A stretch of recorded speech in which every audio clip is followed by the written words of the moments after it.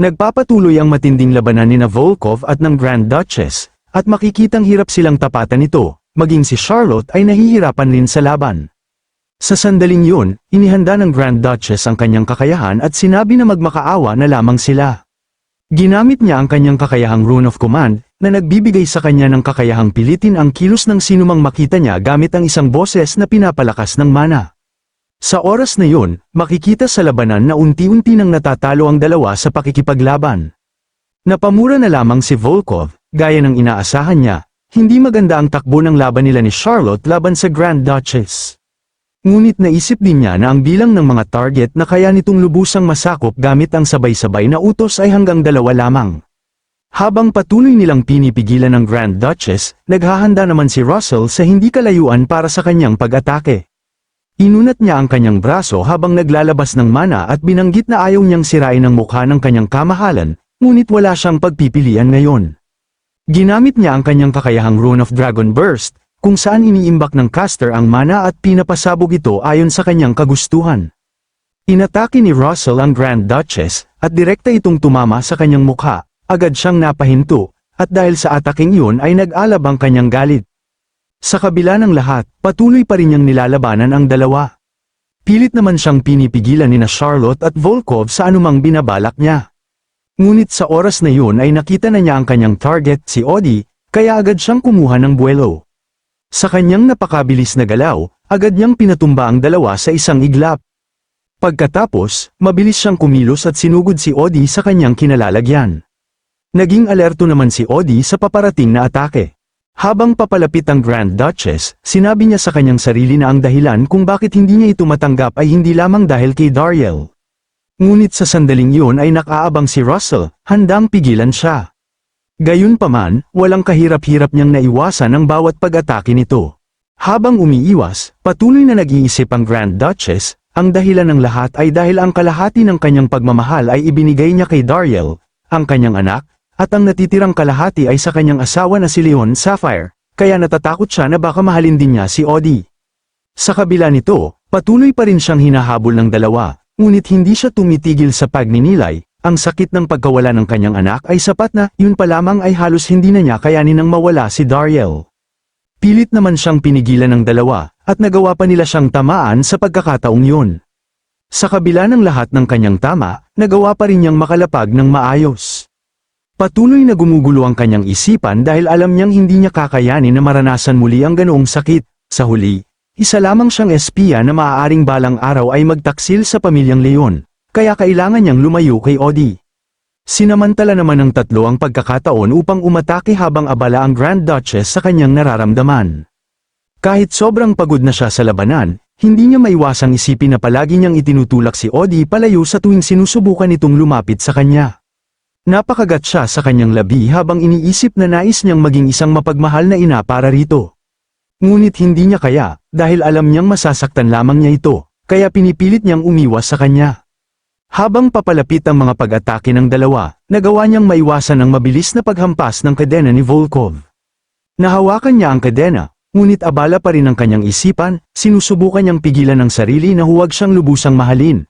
Ngunit hindi nagtagal ay napagtanto niyang napakalaking kahangalan noon dahil matagal na pala niya itong minamahal ng buong puso. Gamit ang kadena, nahila niya si Volkov ng buong lakas at inihanda ang sarili para sa isang pag-atake. Tinamaan niya si Volkov gamit ang isang malakas na tuhod na direktang tumama sa mukha nito. Sinamantala naman ito ni Charlotte, tumalon siya ng mataas sa ere, at gamit ang kanyang espada, nagpakawala ng mabilis at sunod-sunod na mga tusok patungo sa Grand Duchess, ngunit nagawa niya itong maiwasan.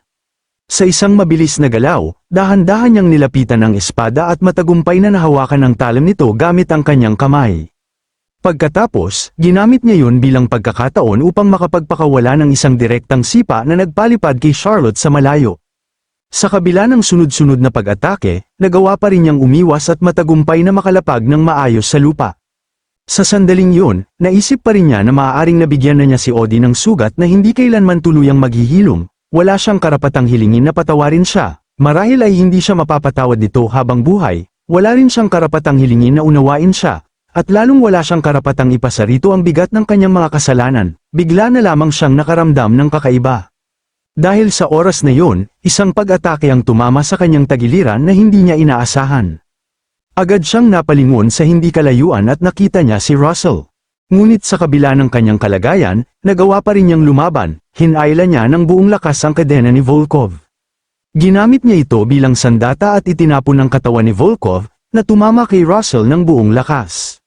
Hindi doon tumigil ang kanyang pag-atake, agad siyang kumilos at sinundan ng dalawa habang patuloy silang napapatilapon sa malayo. Nang maabutan niya ang mga ito, ginamit niya ang kanyang malakas na suntok upang tuluyang pabagsakin ang dalawa. Nang wala nang sagabal sa kanyang dinaraanan, agad siyang dumiretso kay Odi habang iniisip na malapit na siyang mamatay at huli na ang lahat. Ngunit may isang bagay siyang dapat sabihin sa kanya. Ang marumi niyang buhay ay maaaring itinayo sa mga kasinungalingan, ngunit may isang bagay na nanatiling tapat at malinaw mula simula hanggang wakas, ang pusong nakatuon lamang sa kanya. Sa sandaling yun, dahan-dahan siyang lumapit kay Odi, na tila nakahandang tapusin ang kanyang buhay. Samantala, napaiyak si Odi sa labis na pagkabahala nang makita ang Grand Duchess na papalapit sa kanya. Dahil wala na siyang oras upang umiwas, hinintay na lamang niya ang kanyang katapusan habang papalapit ang suntok ng kanyang ina. Isang alaala ang biglang sumagi sa isip ng Grand Duchess, ang mga panahong masaya silang magkasama ni Odi, kasama rin si Leon Sapphire. Naalala rin niya kung paano siya niyakap ni Odi at nakiusap na huwag nang umiyak ang kanyang ina. Sinabi pa nito na hindi niya susundan ang kanyang kapatid na si Dariel dahil mananatili siya sa tabi nito. Sa sandaling yun, tumulo ang luha ng Grand Duchess. Nagulat na lamang si Odi nang ang suntok na inaakala niyang tatama sa kanya ay naging isang malamig at marahang haplos ng kamay ng kanyang ina sa kanyang mukha. Malungkot nitong sinabi na ang nais lamang niyang iparating ay mahal niya ito. Ngunit bigla namang dumating si Leon Sapphire upang pigilan ang Grand Duchess at nagawa niya itong saksakin sa likuran, tumalsik ang dugo sa paligid. Sa kabila ng kanyang natamong tama, nagawa pa rin niyang magsalita na dapat niyang protektahan si Odi kahit ano pa ang mangyari. Malungkot namang tumugon si Sapphire at sinabing huwag siyang mag-alala, poprotektahan niya ito kahit kapalit pa ang kanyang buhay. Sa oras na yun, nasaksihan ng Grand Duchess ang tindi ng kanyang natamong pinsala habang tumitilamsik ang dugo sa hangin.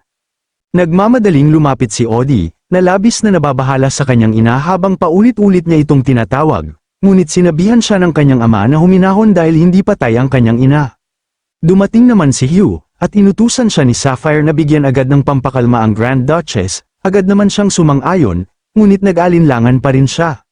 Nakiusap si Leon Sapphire sa kanya na kahit hanggang matapos lamang ang laban ay gawin niya ito. Naintindihan naman ni Hugh ang ibig niyang sabihin kaya nagpas siyang sundin ang kanyang utos. Pagkatapos ay tumayo si Sapphire at lumingon kina Charlotte, Volkov, at Russell, tinanong niya ang mga ito kung ayos lamang ba sila. Pagod namang tumugon si Russell na wala silang dahilan sapagkat masyado silang mahina. Sa kabilang dako, nadismaya ang hari dahil sa bandang huli ay nabigo ang kanyang misyon dahil lamang sa isang napakaawang dahilan, isang babae. Samantala, nagpatuloy ang matinding labanan sa kabilang lugar, at makikita ang matinding pagkawasak sa paligid. Nang hamupa ang usok, makikita si Kratos na nakatayo, pinagsabihan niya si Van at sinabing napakatindi nito, at kung maaari ay huwag naman siyang masyadong pahirapan. Dahan-dahan namang lumapit si Van habang naglalabas ng madilim na enerhiya. Malamig niyang sinabi na 5 taon na ang nakalipas, sa mga bundok ng Azura, kung naaalala pa nito ang isang nayon na personal nitong pinaslang. Napakamot naman ang ulo si Kratos habang pilit inaalala ang nangyari 5 taon na ang nakalipas. Ibinanggit ni Van na ikinulong siya nito sa isang subspace, tinanong niya kung nakalimutan na ba nito ang ginawa nito, dahil walang paraan para makalimutan niya ang mga panahong ibinilanggo siya roon.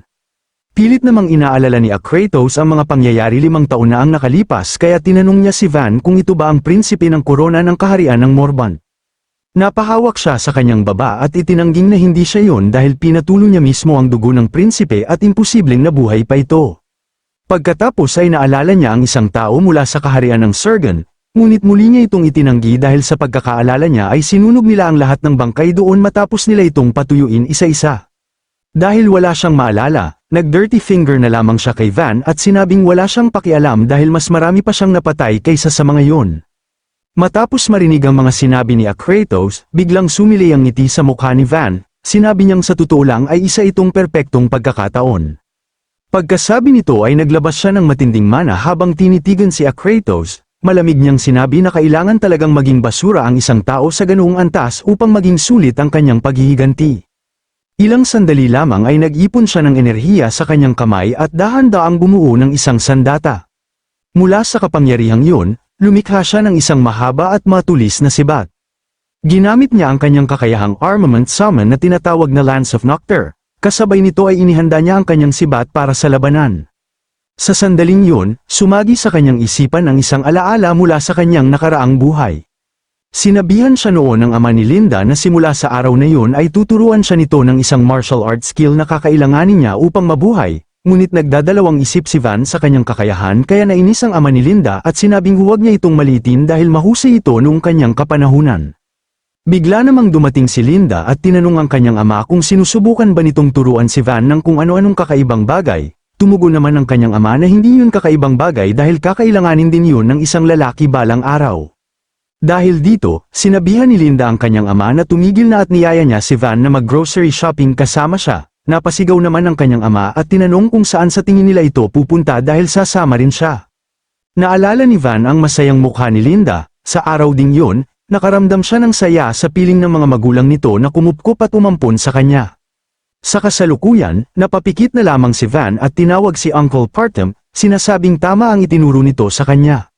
Pagkatapos ay idinilat niya ang kanyang mga mata na puno ng determinasyon habang inaalala ang sinabi ng kanyang uncle tungkol sa kung paano niya talaga ito kakailanganin balang araw.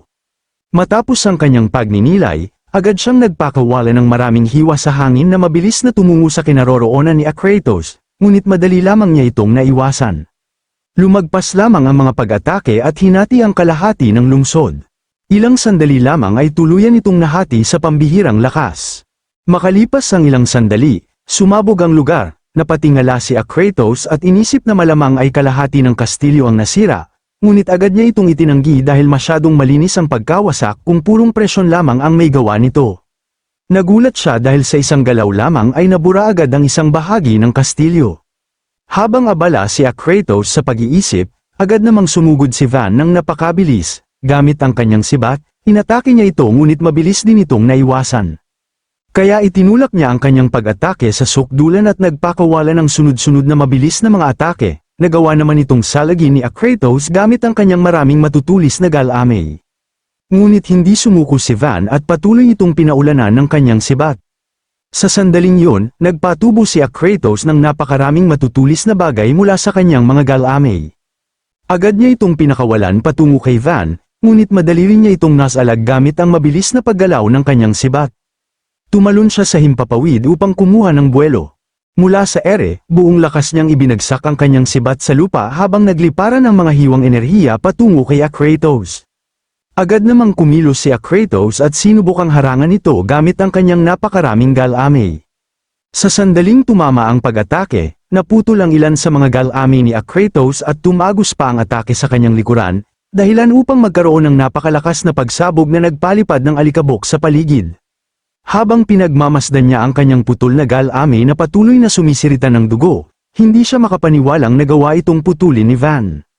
Nanlaki ang kanyang mga mata at inisip na ngayon pa lamang siya tunay na nagsisimulang maging interesado sa kanya. Agad siyang sumugod ng napakabilis, sumugod din si Van habang nakatutok ang kanyang sibat sa kalaban.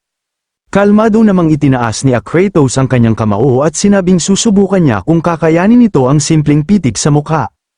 Nagawa ni Van na harangan ang malakas na suntok gamit ang kanyang sibat, ngunit ramdam pa rin niya ang matinding puwersa nito. Dahil sa tindi ng lakas, pinalipad siya ni Akratos ng napakalayo at nabitawan niya ang kanyang sibat. Sa lakas ng impact, bumangga si Van sa sunod-sunod na pader na bato bago tuluyang tumama sa isang napakalaking pader na agad na nagwasak dito. Ngunit hindi man lamang siya nasaktan, agad siyang tumayo at inisip na kung ang simpleng suntok na may mana ay ganoon na kalakas, kailangan na niyang pakawalan ang kanyang selyo hanggang sa sukdulan. Mula sa isang malaking butas, may mabilis na figurang paparating, si Akratos. Muli siyang sumugod gamit ang kanyang kamao dahil mayroon pa siyang isang pag-atake na natitira. Buong lakas niya itong ibinagsak kay Van, ngunit agad itong nakalikha ng isang kalasag na pumihil sa pag-atake at nagdulot ng malakas na alon ng enerhiya sa paligid. Ikinagulat naman ni Akratos ang nangyari nang gamitin ni Van ang kanyang armament summon, ang Nocturne. Inunat ni Van ang kanyang kamay at muling tinawag ang kanyang sibat. Mabilis itong umikot sa ere bago nagpakawala ng isang mabilis na pag-atake. Ngunit agad itong napansin ni Kratos at naiwasan sa pamamagitan ng pagtalon sa ere habang muling sinalo ni Van ang kanyang sibat. Mahigpit niya itong hinawakan at ginamit ang itinuro ng kanyang uncle na tinatawag na Destructive Creation Type Secret Art. Kasabay nito ay muli siyang nagpakawala ng sunod-sunod at mabilis na mga tusok patungo sa kanyang kalaban. Ilang sandali lamang ay binago niya ang kanyang paraan ng pag-atake at buong lakas na iwinasiwas ang kanyang sibat. Ipinahayag niya na maglalaho ang kanyang kalaban nang hindi nag-iiwan kahit isang butil ng alikabok. Nagpakawala siya ng isang napakalakas na itim na kapangyarihan na nag-anyong dragon at Ram-Agasa patungo kay Kratos. Direkta itong tumama sa kanyang buong katawan at sa tindi ng puwersa ay tumagos pa sa malalaking bundok. Matapos ang pag-atake, makikita ang napakalaking butas sa lahat ng dinaanan nito. Bumagsak doon si Kratos at natabunan ng mga bato, ngunit ilang sandali lamang ay yumanig ang mga ito at nagsilabasan ang kanyang mga galamay. Tumayo muli si Kratos sa panibagong anyo habang naglalabas ng matinding mana, sinabi niyang walang duda na siya ang pinakamahusay. Sa huling sandaling yon, pakiramdam niya ay muli niyang nasasaksihan ang kabataan ng koronadong prinsipe. Ngunit agad niya itong itinama, hindi lamang sa mga kaharian ng rehiyong yon, kundi sa buong kontinente. Sa lahat ng mga sorcerer na wala pang 20 taong gulang, sigurado siyang si Van ang numero 1 nang walang anumang pagdududa. Matapos ang pagbabagong yun, agad kumilos si Kratos, mabilis siyang tumatalon sa malalaking bato. Ganoon din ang ginawa ni Van, agad din siyang kumilos, habang tumigil si Kratos sa isang lugar at talagang namangha sa kanyang ginawa. Mula sa kanyang kinaroroonan, nakita niya ang mga bakas ng kanilang matinding labanan. Lubos siyang humanga kay Van dahil ang talentong tulad nito ay hindi nababagay na manatili sa isang malayong lugar. Sa sandaling yun, inakay niya itong sumama sa kaharian ng Zou sapagkat matagal na siyang naghihintay ng pagkakataong makatagpo ng isang henyong katulad niya. Sa oras na yun, nagmamadaling nagtungo si Van sa kinalalagyan ni Kratos habang sinasabihan ito na walang kwenta ang kanyang mga sinasabi. Sinabi na niya ito noon pa, tapos na siya rito. Kasabay nito, inihanda niya ang kanyang sandata para sa isang matinding pag-atake habang kalmado lamang siyang hinihintay ni Kratos. Ginamit niya ang kanyang mga kakayahan na Body of Ruin, Heaven Dragon World Annihilation, at Dragon Annihilates the World. Dahil sa kombinasyon ng mga ito, lumikha siya ng isang napakalakas na pag-atake na nag-anyo bilang maraming dragon na sumugod kay Kratos. Sa kabila ng lahat, nanatiling kalmado si Kratos. Napansin niyang ayaw makinig ni Van sa kanya kaya naisip niyang bahagya lamang itong atakihin. Agad siyang gumamit ng counter-attack na tinatawag na Rune of the Scorpion. Sa sandaling yun, nagpakawala siya ng matinding mana at nagsimulang gumalaw ang kanyang mga galamay. Dahil dito, walang kahirap-hirap niyang hinarangan ang lahat ng pag-ataking ipinadala ni Van gamit ang kanyang malalaking galamay. Habang nasa kalagitnaan ng pag-atake si Van, hindi siya makapaniwala na binabaliwala lamang ang kanyang napakalakas na offense iba. Samantala, nagsimulang kumilos si Kratos, kumuha siya ng buwelo at tumalon sa ere nang may pambihirang lakas na nagwasak sa lupa. Mula sa ere, agad siyang nakarating sa ibabaw ni Van, napalingon nito na may matinding pagkagulat dahil sa kanyang bilis. Sa pagkakataong yun, wala nang oras si Van upang umiwas, agad siyang pinaulanan ni Kratos ng mabilis at sunod-sunod na pag-atake gamit ang kanyang mga galamay. Direktang tumama ang mga ito sa katawan ni Van, na nagdulot ng matinding pinsala habang sumabog ang dugo sa paligid. Ngunit hindi pa tapos ang pag-atake ni Kratos, binanggit niyang magiging problema kung mamamatay si Van dahil ang nais lamang niya ay isang magaan na pag-atake. Buong lakas na tumama ang isang hampas sa mukha ni Van na agad nagpabagsak sa kanya patungo sa lupa. Ang matinding impact nito ay nagwasak sa paligid at lumikha ng malakas na alon ng enerhiya. Makikita si Van sa wasak na lupa habang dahan-dahan siyang tumatayo. Sa kabila ng lahat, bigla niyang napansin na hindi na niya maramdaman ang kanyang mana at naguluhan siya kung ano ang nangyari. Kasabay nito, lumapag si Kratos sa kanyang harapan at ipinaliwanag na iyon ang kanyang personal na teknik. Pagkatapos, muli niyang inakay si Van, sinabi niyang kung sasama ito sa kanya sa kaharian ng Zou at magsisilbing aso ng kanyang hari, tuturuan niya ito ng bawat maliit na teknik na tulad noon. Kinuyam ni Van ang kanyang kamao bilang pagtanggi, habang nakahandusay sa lupa at duguan, minura niya si Kratos at tinawag itong isang maliit na insekto. Nang marinig yun, sumabog sa inis si Kratos dahil naisip niyang kailangan na niyang turuan si Van ng wastong asal. Matapos sabihin yun, nagpakawala siya ng isang mabilis at malakas na suntok na tumama sa sikmura ni Van at nagpaangat dito sa ere. Dahil sa ataking yun, ramdam ni Van ang mabigat na puwersang tumama sa kanyang katawan.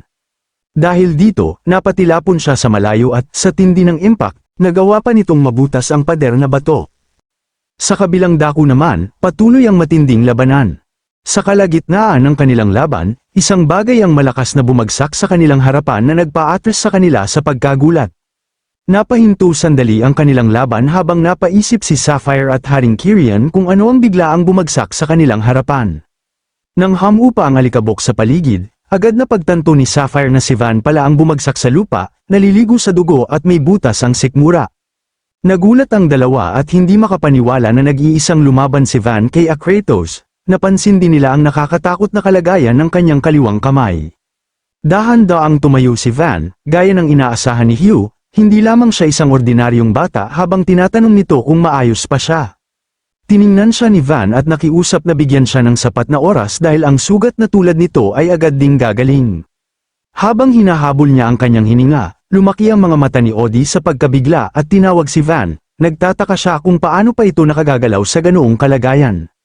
Napatanong siya sa kanyang sarili kung anong klaseng sama ng loob ang dinadala nito upang umabot sa ganoong sukdulan ang paghihiganti. Agad namang nag-utos si Sapphire na dapat muna siyang magamot, ngunit naputol ang kanyang sasabihin nang biglang lumitaw si Akratos sa kanyang likuran, namangha ito kay Van dahil patuloy pa rin itong nagbibigay ng kumpiyansa sa kanilang panig. Sa kanyang pagkagulat, agad siyang lumingon na may pagkabahala. Ngunit wala na siyang oras upang umiwas nang tumama sa kanya ng buong lakas ang isang malaking galamay. Sa tindi ng puwersa, napatilapon si Sapphire sa malalaking bato at nabutas ang mga ito. Napasigaw naman si Odie sa matinding pagkabahala. Kalmado namang pinagsabihan ni Akratos si Haring Kyrian na kung ayaw nitong madamay sa labanan ay manatili muna itong nakatigil, agad naman itong naunawaan ang ibig sabihin niya. Ilang sandali lamang ang lumipas ng isang mabilis na pag-atake ang biglang kumilos. Sinimulan na pala ni Charlotte at Volkov ang sabayang pag-atake. Agad ginamit ni Charlotte ang kanyang kakayahang Rune of Red Eyes, habang ginamit naman ni Volkov ang kanyang kakayahang Rune of Foresight. Nang makita ni Akratos ang kanilang mga kakayahan, naging interesado siya. Para sa kanya, kahanga-hanga ang mga kapangyarihang nag-aalay ng kamatayan at nagsasakripisyo ng sarili. Ngunit matapos niyang sabihin yon, bigla na lamang sumirit ang dugo mula sa kanang mata ni Charlotte at gayon din sa kaliwang kamay ni Volkov. Dahil sa bilis ng pangyayari, hindi nila alam kung ano ang nangyari. Kumilos pala si Akratos sa pambihirang bilis na hindi makita ng kanilang mga mata habang dala niya ang mata ni Charlotte at kamay ni Volkov. Pinagsabihan niya ang mga ito na dapat piliin nila ng maayos ang kanilang kalaban, kasabay nito, nagpakawala siya ng matinding mana na agad puminsala sa dalawa habang nagtatalsikan ang dugo sa ere.